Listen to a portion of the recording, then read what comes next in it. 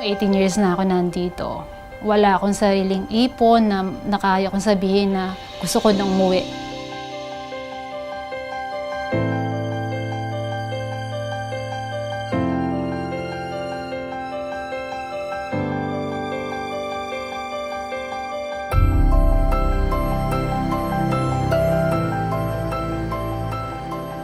A huge number of women working outside the Philippines are domestic workers. They spend the best years of their life away from their own family while taking care of other families. Sa lahat ng mga overseas Filipinos, ang mga migrant domestic workers natin, sila yung may pinaka-challenging ang sitwasyon nila. Sila yung nakaka-experience yung tinatawag nating triple burden. Ano ba itong triple burden? Una, dahil sa kanilang race or yung kanilang lahi. Sa labas ng bansa kasi kapag iba yung kulay ng balat mo o ibang lahi ka, mababa kasi ang pagtingin sa'yo. Pangalawa, dahil sa class. Working class kasi yung ating mga migrant domestic workers. Sila kasi yung pinakamahaba yung oras ng pagtatrabaho at sila din yung may pinakamababa yung sweldo compared sa ibang OFW. At pangatlo, dahil sa kanilang gender. Mga kababae, ang karaniwang mga migrant domestic workers natin na nagtatrabaho sa loob ng bahay. Kaya sila din yung vulnerable sa sexual abuse, psychological abuse, at physical abuse. After long years of difficult working and living conditions abroad, majority are unable to return home for good and reintegrate. Some of them thought that they will only be working abroad for 2 to 4 years. But they end up working for 15 to 25 years and are still unable to come home. There are several reasons for their inability to reintegrate. Migrant domestic workers have difficulty in coming home for good because of lack of savings and investments. About 70% of them still do not have savings and investments because of lack of financial education in terms of how to budget and to borrow and save and invest. Some or most of them also lack information on opportunities to access jobs, investments, and business opportunities as well as other resources back home. And some were able to save and invest, but their businesses and their endeavors failed and they were forced to return abroad once again. Some of them have lower salaries, even lower than mandated $400 US. Yung iba sa kanila, nahihirapang magbayad ng utang at nagiging biktima pa ng loan sharks. Kahit 10% per month or higit pa, kinukuha nila. Sabi nga, kapit sa patalim.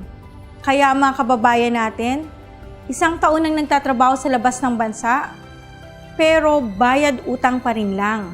Domestic workers oftentimes suffer from family issues such as problem with spouse and children that drain their resources. They feel guilty for leaving the family behind because they have abandoned their role as wife and mother. They have the tendency to splurge on their families with material things to assuage feelings of guilt. Karamihan ng mga pamilya ng mga overseas Filipinos ay hindi pinapahalagan yung perang pinapadala ng mga nasa abroad. Akala kasi nila ang daling kitain ng pera. Ang dahilan naman kasi yung ating mga migrant domestic workers, hindi kasi nila sinasabi yung totoong sitwasyon nila, yung mga sakripisyo nila sa labas ng bansa, gaano kahirap yung kanilang sitwasyon. Kaya tuloy yung pamilya sa Pilipinas ay masyado nang nagiging dependent sa remittance. Kaya nakakalungkot, ang daming mga migrant domestic worker umuuwi na, ang feeling nila failure sila. Dahil kasi pag uwi nila, matanda na sila, karaniwan may sakit pa, at wala pa ring pera, at higit sa lahat, hiniwalayan na ng asawa, at yung mga pamilya nila ay malayo ang loob sa kanila. The COA and the NRCO and Atikha have partnered together for a reintegration preparedness program for our domestic workers. And the purpose is that so that the workers, the returning OFWs, will have sustainable jobs and businesses in the Philippines kapag nag-for good na sila. We hope that they can be reintegrated successfully so that they can always be with their families. And meron din tayong ahensya po, National Reintegration Center for OFWs, that is also the lead government agency for reintegration. And the NRCO is an attached office of the OWA. OWA, NRCO, and Atikha are jointly implementing a step-ladder program providing social and economic services to domestic workers and their families. The step-ladder social and economic program starts with Level 0, Pre-Migration Orientation Seminar for prospective OFWs and their families. This seminar discusses migration realities. It emphasizes the need for family decision-making, shared responsibility, and goal setting as a family on what they expect to achieve by working abroad. Start with the end in mind. Migration is a family decision, and it is temporary. Level 1, Pinoy-wise Family and Income Management Training. This is a hands-on training on tracking of expenses, saving, investing, and borrowing specially designed for OFWs and their families. It also addresses family issues that drain their resources, such as coping with dependency on remittance and gap in relationships. Level 2, Reintegration Planning and Mentoring. OFWs and families are assisted in planning for reintegration. Options are discussed on possible skills trainings, jobs, investment, and business opportunities in the Philippines. Level 3, Investment and Business Forum or Pinoy-wise Marketplace Events. Concrete investments and business opportunities in source provinces are identified and are promoted to the OFWs in destination countries and to their families in the provinces. Level 4, Skills Training. Skills training are offered to OFWs and their families to build new skills or enhance existing skills they need for employment or business.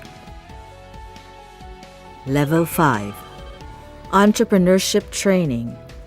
Entrepreneurship training and mentoring are provided for those opting to start or improve their businesses in the Philippines. To facilitate the implementation of the step-ladder program, we organize Migration and Development Committee at the regional level under the leadership of NEDA and OWA NRCO. We're also working the same at the provincial level in partnership with the local government units.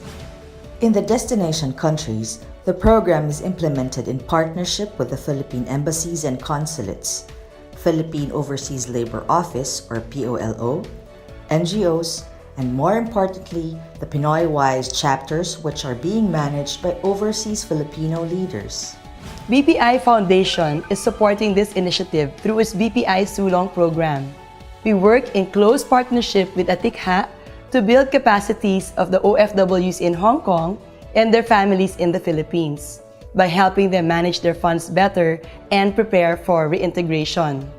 BPI is an advocate of strengthening the OFW family ties through the step-ladder approach to help the OFWs in Hong Kong come home and be with their families sooner.